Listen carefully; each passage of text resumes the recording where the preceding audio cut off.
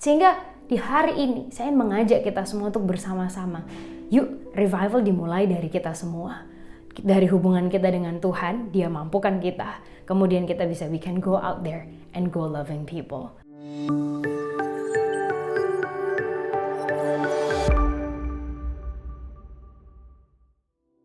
Halo semuanya, saya Alicia Basutopo dari Alpha Omega Church dan Sound of Praise. Senang sekali kita bisa terhubung lewat media yang seperti ini di tempat kita masing-masing, di kota kita masing-masing, dan senang sekali kita bisa saling menguatkan dan lain sebagainya. Nah, di beberapa waktu terakhir ini saya sempat ngobrol dengan seorang kawan lewat sosial media dan cerita-cerita tentang mau mikir gede segala macam. Kemudian kawan saya ini bilang, aduh, di zaman yang seperti ini kita nggak gila aja udah bersyukur tahu gitu, kayak kita masih waras saja udah oke nih gitu, let alone thinking about things that are bigger atau revival dan lain sebagainya. Nah, sehingga hari ini di waktu yang singkat ini saya pengen ngajak kita untuk ngelihat sebuah pesan Tuhan yang Dia berikan khusus untuk bangsa Israel waktu mereka berada di tempat yang mereka tidak inginkan. Waktu itu mereka lagi ada di pembuangan di Babel, dan kemudian secara spesifik Tuhan itu memberikan pesan ini buat mereka yang lagi dibuang dari Yerusalem ke Babel di tempat yang mereka nggak suka, kerja untuk orang yang mereka nggak suka. Mereka harus menyerahkan semua yang mereka miliki dan mereka berpindah ke sebuah tempat yang asing. Di Yeremia 29 ayat 5 sampai yang ke-6, Tuhan bilang gini, dirikanlah rumah untuk kamu diami, katanya. Buatlah kebun untuk kamu nikmati hasilnya. Kemudian Dia menginstruksikan untuk supaya kayak kamu harus saling menikah dan lain sebagainya supaya kamu tuh bertambah banyak dan jangan berkurang. Oke, tunggu dulu.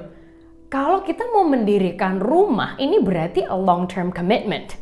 Ya kan, kayak anything yang involving building atau membangun dan rumah dan lain sebagainya ini pasti jadi panjang. Berarti gini, maksudnya Tuhan ini sampai kapan? Selesainya kapan nih Tuhan? Ya kan, apa Tuhan gak akan membebaskan kita? Apa Tuhan gak akan melakukan mujizat nih saat ini untuk supaya kita ini cepat selesai dan seterusnya? Bukankah itu sama dengan kita hari ini? Kita mikir kayak, Tuhan ini kapan selesainya? Pandemi ini sampai kapan? Kita mau sampai kapan kayak gini dan seterusnya dan seterusnya. Tapi Tuhan ingin mengajarkan bahwa gini, even di musim yang tidak sesuai dengan harapan kita, di situasi yang tidak sesuai dengan harapan kita, jangan hanya berharap, oh nanti Tuhan akan lakukan mujizat, terus kemudian kita makin kecewa dan lain sebagainya. Tapi Tuhan ingin juga untuk gini, kita bisa menikmati dalam segala musim kehidupan kita. Hah? Apanya yang dinikmati? Ya kan, dari pandemi, terus aduh kayak krisis ekonomi, kerjaan semua susah, ibadah aja juga susah, kayak apa yang mau dinikmatin? Ya kan, sehingga Tuhan ingin mengajarkan untuk kita gini, memerasi semua musim kehidupan kita. Boleh kita ucapkan sama-sama, memerasi semua musim kehidupan kita. 1, 2, 3. Memerasi semua musim kehidupan kita. Contohnya Bapak Ibu Saudara sekalian, kalau misalnya ada si A ngambil sesuatu dari si B untuk supaya kalau mau dikembalikan harus nebus sejumlah uang nih. Nggak mungkin kan si A bilang gini, nggak apa-apa lah Pak, saya kayak 50.000 aja, saya rela, serelanya Bapak lah, nggak apa-apa. Nggak mungkin. Kalau dia bisa peresin, pertama dia bilang 150 juta, ya kan, setelah diberi dia akan cari alasan lagi, dia akan ajukan lagi 150 juta dan seterusnya, pokoknya sebanyak mungkin uang yang dia bisa. Nah, sehingga Bapak Ibu Saudara sekalian, di setiap musim kehidupan kita, baik ataupun buruk, kita tuh sedang diajak untuk ayo kita peresin maksimal setiap musim kehidupan kita. Kita peresin dengan sebanyak-banyaknya apapun yang bisa kita ambil. Nah, pertanyaannya gini, apa yang bisa kita ambil dari musim ini dan khususnya tuh kayak speaking about revival, apa yang bisa dilakukan? Nah, Bapak Ibu Saudara sekalian, yang bisa dilakukan hari ini adalah simple banget. Saya ingin ngajak kita melakukan 2 hal. Seperti yang Yesus sendiri udah pesankan, 2 things. Hubungan dengan Tuhan dan hubungan dengan manusia. Yang pertama dengan hubungan dengan Tuhan, kadang kita ngerasa bahwa aduh, di rumah ibadah udah online, kayak susah banget. Kita bilang, aduh kayak ini susah sih, kayak suasananya nggak dapet, ya kan, aduh aku tuh kayak nggak gini, nggak kerasa dan seterusnya. Tapi sadarkah kita bahwa Tuhan itu maha hadir? Dan Tuhan itu sudah maha hadir dengan sempurnanya.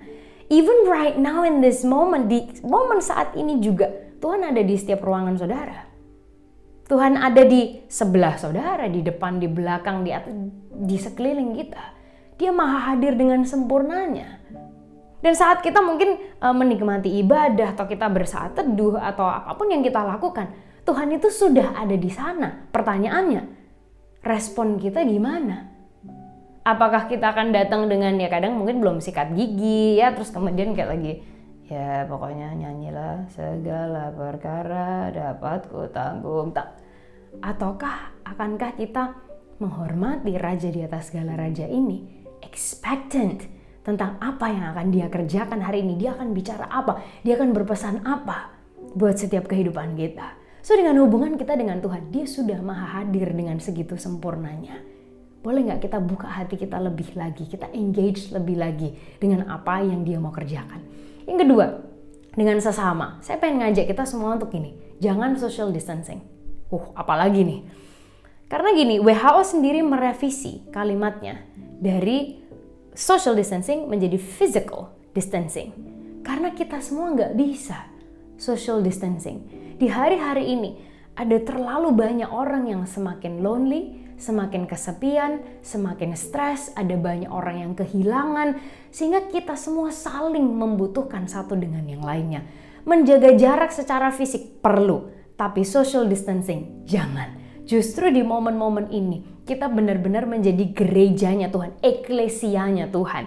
Yang mana gereja bukan hanya Minggu jam 8 pagi atau di jalan sekian-sekian. No, gereja adalah kita. We are the ecclesia of God. Sehingga kita bisa gerak sama-sama, saling kontak, saling encourage. Mungkin kita nyapa orang dari sosial medianya atau apapun itu. Untuk kita bisa create conversation, share tentang Yesus. Dan apapun itu bentuknya. Sehingga di hari ini saya mengajak kita semua untuk bersama-sama.